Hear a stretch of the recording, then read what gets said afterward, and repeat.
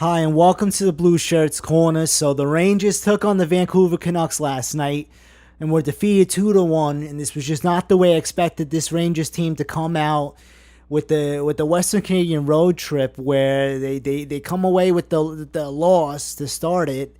I mean, last season they managed to win both games versus the Vancouver Canucks. So I mean, it's a different year. It's a different team. Both teams are a little different.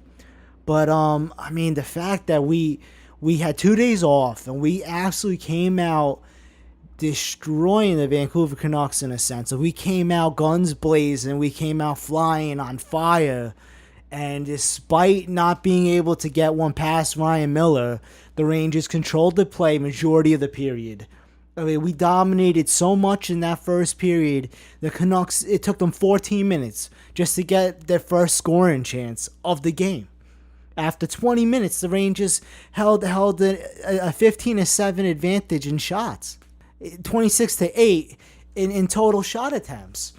I mean, obviously, this Rangers team, they wanted to get a goal. I mean, the way that they came out, like you felt it. You felt like they wanted this. They really wanted this game. And that first period was extremely encouraging to me. I mean, the way I saw this team, I felt like they played like they were putting everything on the line, and it was like much of the same to carry into that second period. And the Canucks, though, they started blocking shots in that second period, like a ton of shots they blocked, and they didn't give any space to the Rangers. And the Rangers, it just felt like the shot attempts, like their chances, it took a dive. You know what I mean? Like we weren't getting enough chances in that second period the way we did in the first. We're going into that second intermission 0-0. I mean, the fact that we, late in that second period, the Rangers had 2 consecutive power play opportunities, and in the power play has been our bread and butter of late, and we couldn't get anything going. We were combining for sloppy passing and just the lack of movement on that power play. I mean, it just felt like we couldn't do anything. I mean, we were completely stagnant on the power play. I mean, having 2 opportunities, I mean, there's no reason why the Rangers shouldn't have came away with at least a goal after that second period. So despite the fact that we couldn't get anything going on that power play, so we go into the third period, and only 3 minutes and 19 seconds into that third period, and the Rangers took 2 consecutive penalties. They hand the Canucks a 5-on-3 power play, and Alexander Edler does not hesitate to get the first goal of the game as he gets this one in the high slot and just rips it right under the crossbar.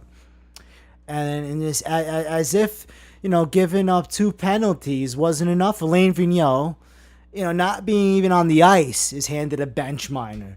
I mean, and then after that, Ryan McDonough and Alexander Burrows, they're trading minor penalties, and that makes it a 4-on-3. And after that's all said and done, the good news is that we kill those penalties off and keep it a 1-goal game. But a little under halfway through that third period, a few moments after everything seemed to calm down, now the Canucks, they managed to cover up the puck. Like one of these guys, they cover up the puck by the crease. That gives us the penalty shot. And Dan Boyle, the salt and pepper beard, is the one chosen to take this penalty shot. And he manages to make a beautiful move and caps it off with a beautiful goal and ties this game up 1-1. So the Rangers finally get a break as Dan Boyle manages to convert on the penalty shot.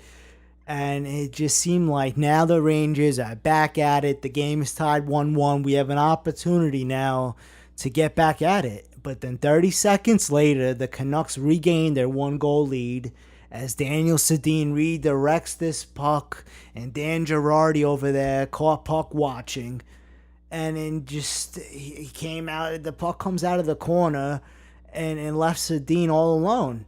Daniel Sedin's right there at the side of the net as Alexander Edler with this wide open pass in lane. He hits Sedin and it's a 2-1 Canucks lead. And that goal pretty much, capped off the game for the Canucks as the Rangers, they couldn't get anything going for the remainder of that game. The last 4 minutes of that game, it couldn't have gone any worse than it did. And the Rangers were just struggling in the defensive zone, and the Rangers eventually, they just run out of time.